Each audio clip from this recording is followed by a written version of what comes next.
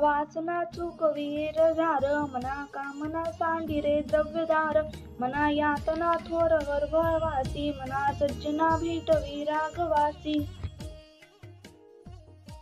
सज्जना हित माझे करावे, रघुनायका दृढ चित्ती धरावे. महाराज तो स्वामी वायुसुताचा, जनी उद्धारीनाथ लोकत्रयाचा.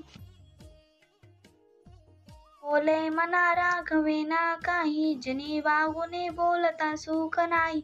घडी ना घडी काळ आयुष्य नेतो, देहाती तुला कोण सोडू पाहतो.